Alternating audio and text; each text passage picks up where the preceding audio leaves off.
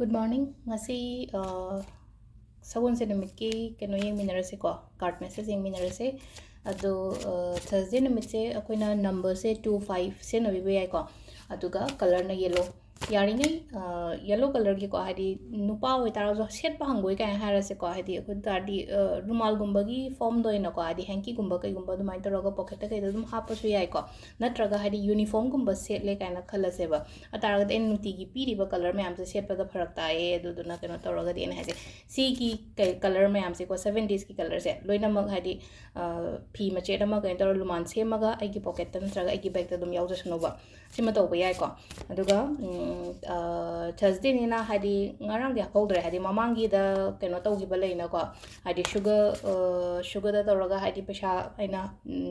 mathak ta humjalaga hadi adu do ngasi thamaga hayengumba season on haina ko chini katang katang hadi mayam amma dip taw keno tawdraga jo tengko achogum tawraga jo tawdraga jo khara da adagi amma hadi pesha na hadi keno shemaga ko hadi akogi triangle shemaga aina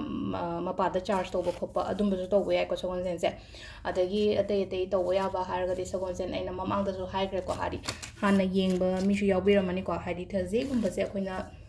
lafu gi keno tawba se puja tawbi ba hai duk kumba kai gumba thabi ba se lafu makong da kai da si masu yam phai ko adagi amana kok tumbi gano ko hadi Thursday numit se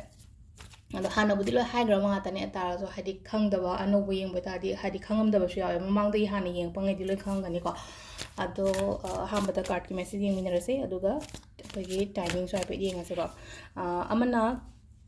Sunday workshop ki keno tawbiro ko hadi adum nahandi hanga amana en yagini en haigi beduda adum hojig adum tawbirakpa yarani ko hojig haraga di dum nonni sida irai hayeng phawbagi manungda keno tawshan biro register tawshan biro hadi adugi Saturday di keno tawra ani ba Saturday di amuk keno kitang khuyona rani aduna irai phawbam mu tawbiro ko Sunday pung 9 ni ko nungdangi da tawgadabase online tawgadabane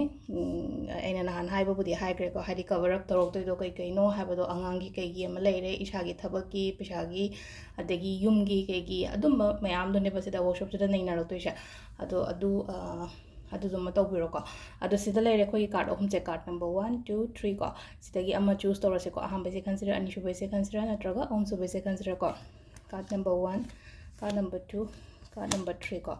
silai ba card sing se masak se dilo ubiramani ko kwai first se tawri ba thabak se amukka hena hai tare ko larik pa bane na khala se ngai gi na haraga exam tha doi ne haraga di ko